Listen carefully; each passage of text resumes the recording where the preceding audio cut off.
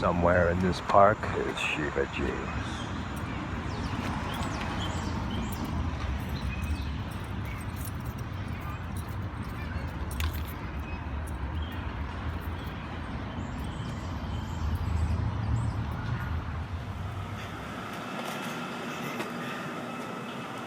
All right, we found Shiva G. Yeah, you found me. So what's been going on, Shiva? There's been inquiries and I'm, from online people saying what happened to you, what's going on with you. I'm just going through hard times, going through hard times. I'm homeless again, and just trying to make the best of things, That's it. Yeah. Basically. Has it changed your philosophy at all, or? My philosophy never changes. It never really changes. It's always the same. It's constant. If anything, has this experience clarified things? It has clarified. It has clarified how, what I already knew, how troubled, to put it mildly, but basically how full of shit society is, how full of shit people are, not just from the top, but all the way in the middle, not in the middle, all the way in the bottom, We like to point our fingers elsewhere, but, it's everywhere.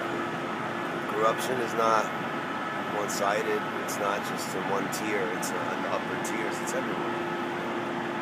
But I already knew that. And it's brought home to me even more the fact, how materialistic this setup is.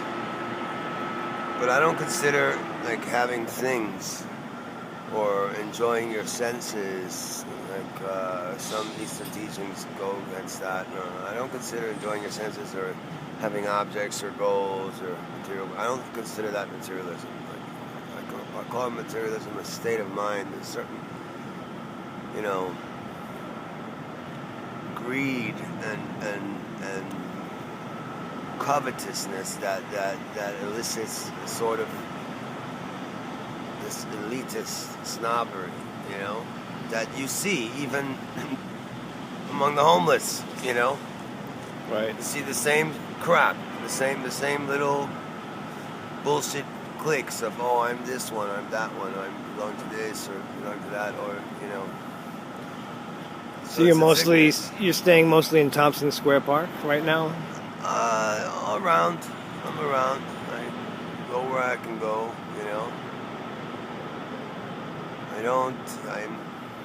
I guess I'm proud. I don't just throw myself anywhere, Yeah.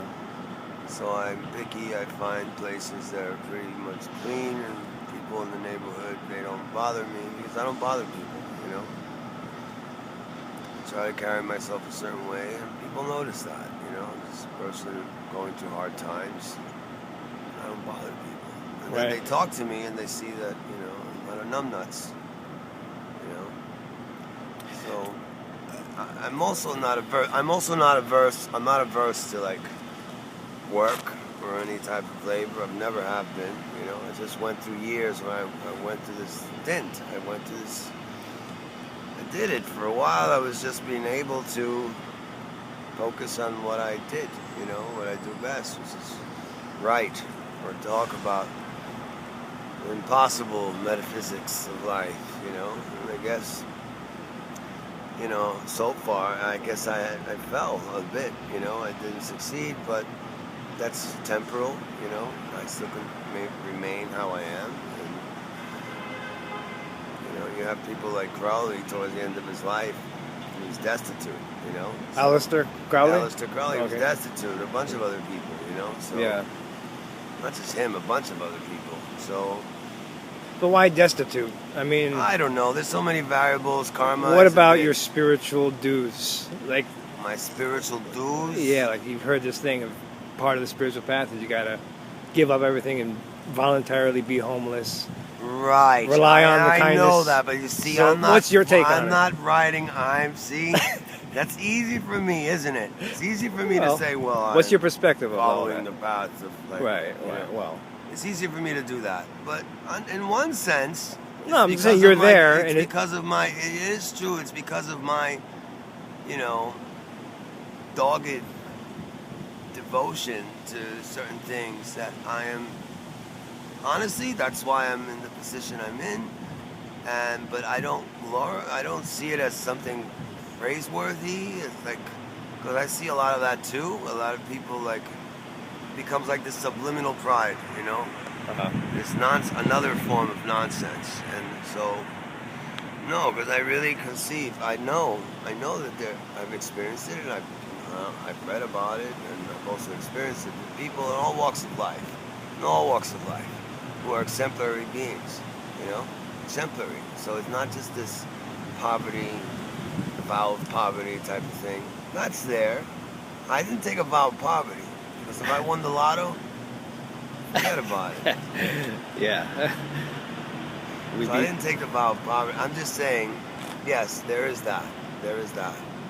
There is that. So Most people don't understand. Is it what it's cracked up to be? Because it's glamorized, it's sort of romanticized. It's romanticized from a distance. Right, from people that have some comfort. They say, "Oh, I fancy giving up everything and going out." And it's good, and it's but I'm nice. scared to do it. Yeah, and it's Right. nice to see the projection and then create all this stuff about it.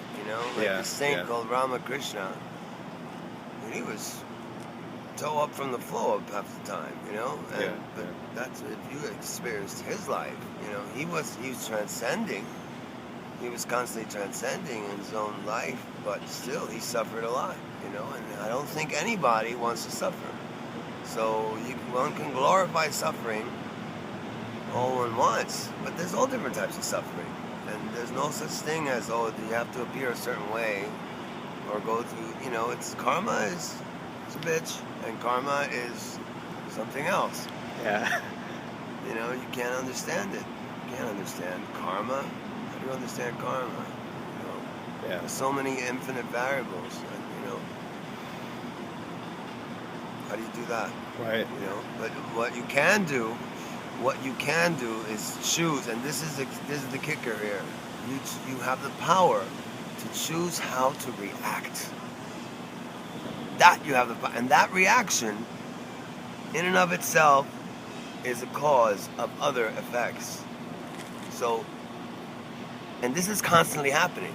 Right. And we're constantly falling on our face and like one step forward, 3 steps back, and this and that. But still, we have the power. That we do have the power. We have the power to react. How we are going to react to this or that.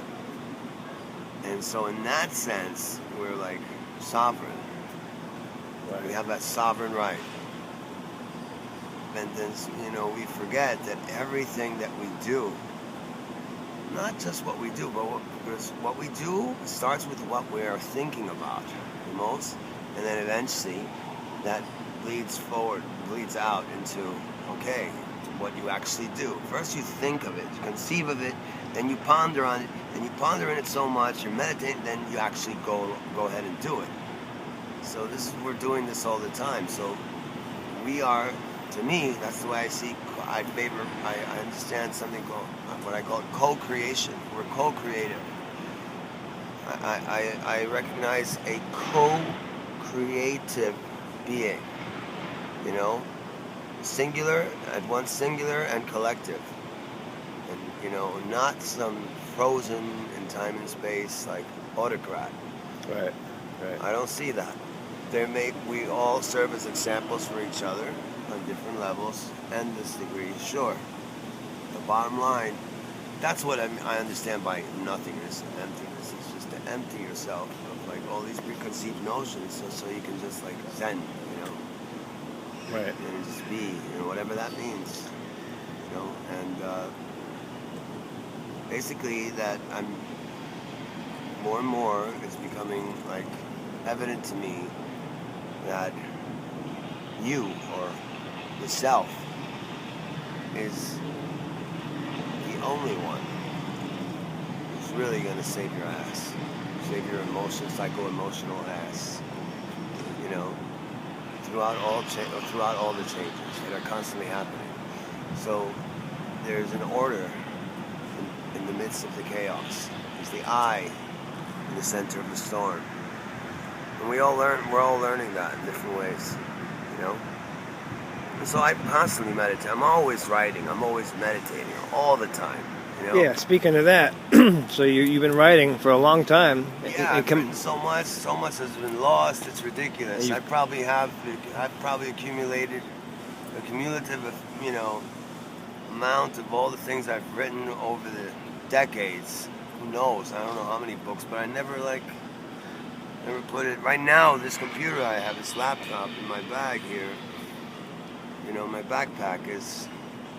I have so much written, it's ridiculous. Why don't you publish some books and put them online in online readable context? They don't have to be paper books. All right, you mean like ebooks? Yeah, I mean you could download them, upload them. Onto the internet in various different files, PDF, Word documents. I mean, I'm gonna do that. I've heard of this. You can make them available for free. I mean. You can put them on, there's also places like Tumblr, which allows you to post just writings. Yeah. But yeah, you should definitely I should do that. Put them somewhere on the internet. Yeah, I will do that. So that way they'll be preserved, you know what I mean? I will do that. And so we can read what you've been writing, too, you know? Yeah, I will do that. Yeah. All right, Shiva. So the next time we see you, hopefully things will be improved. Yes, hopefully. You're working towards that, right? I'm taking working steps towards that. Yes. All right. It's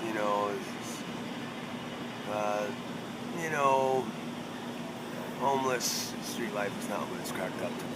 Oh yeah, and it takes a toll, Just right? letting people know. It's like. It takes a physical, emotional. Yeah, it is. It does, and it's if you're not anchored, it also shows you where you're anchored, how deep your convictions are. So it's like a lot of people on Facebook, they don't understand. It's like I can see by the way they react, they don't get it. They don't understand when I'm writing. I'm writing many times in situations, circumstances. I'm really feeling, I'm living what I'm writing. Even though I may not be able to manifest or prove anything, but I'm living it. I'm practicing it. So when I'm going to post this video, and then you post a link to it on your Facebook, so that all right, I'll do that. Everyone between those two can find out the update. And, all right, the update. If anyone wants to help out or all right, whatever the case may be. Okay. All right, Shiva. All right, bum bum. Bum bum.